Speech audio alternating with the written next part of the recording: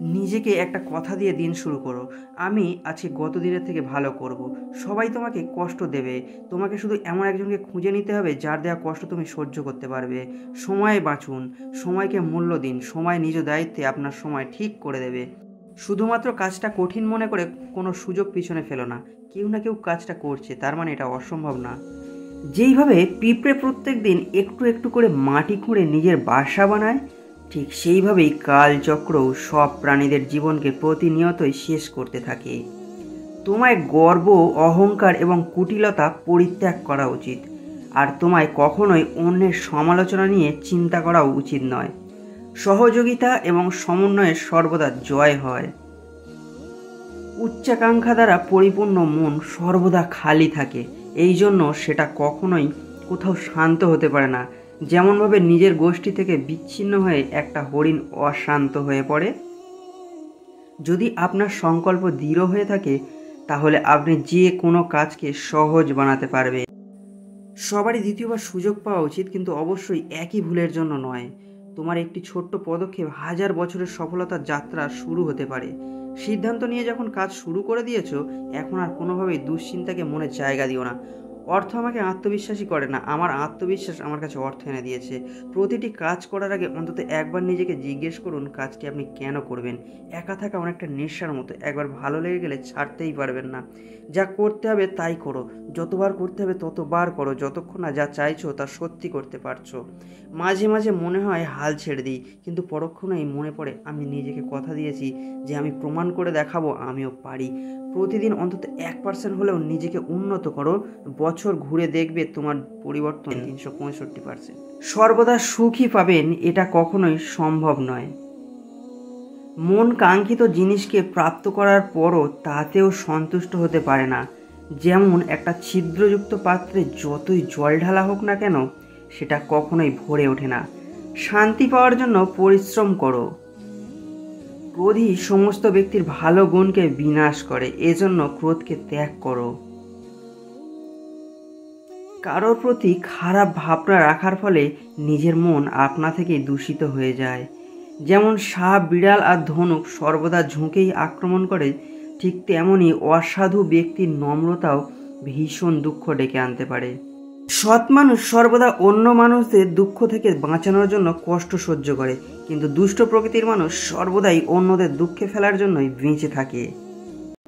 সকালে উঠে প্রথম চিন্তা সেটাই হোক যেটা আপনি অর্জন করতে চান। মনে রেখো, তোমার প্রতিটি সংকল্পই তোমার ভাগ্য নির্ধারণ করে।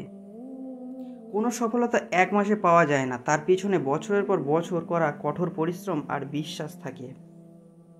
জীবনে ভুল করাও দরকার ঠিকটাকে উপলব্ধি করার জন্য। তোমার পড়ে যাওয়া মানে হেরে যাওয়া নয়, তুমি মানুষ, কোনো দেবতা নয়। পড়ে যাও, ওঠো, দৌড়াও, নিজেকে গড়ে তোলো। যদি কেউ তোমাকে অপমান করে, তাহলে নিজেকে এত বেশি যোগ্য বানাও যাতে সে তোমার সাথে দেখা করার জন্য ছটফট করে। অন্যের দয়ায় নয়, নিজের চেষ্টায় নিজের পায়ে দাঁড়িয়ে মাথা উঁচু করে সারা জীবন চলতে চাই।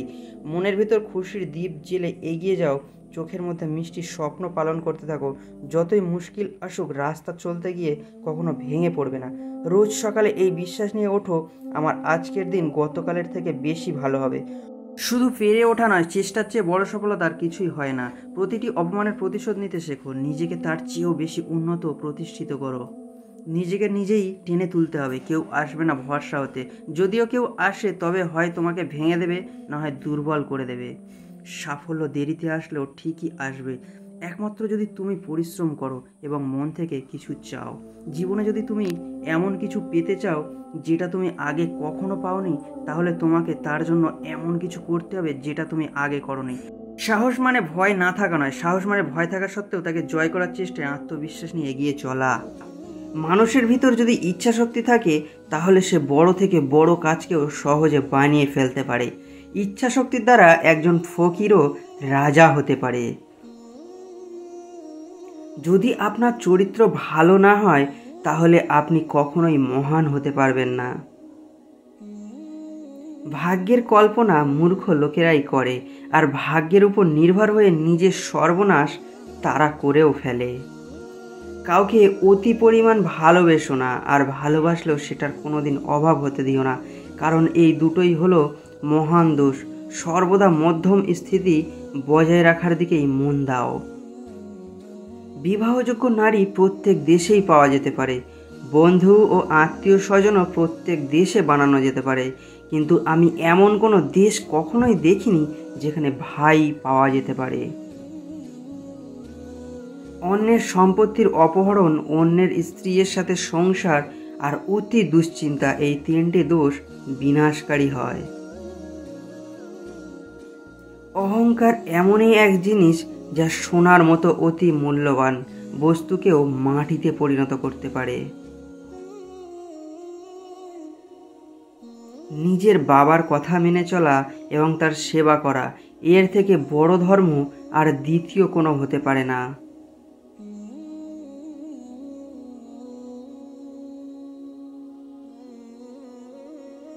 সংকট এবং দুঃখের মুহূর্ত সর্বদা না বলে আর না আভাস দিয়েই আসে।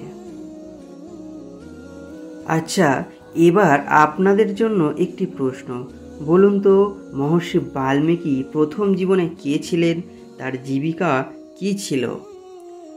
যদি জানা থাকে তাহলে অবশ্যই কমেন্টে জানাবেন, না হলে আমি উত্তর দিয়ে দেব পরের ভিডিওতে।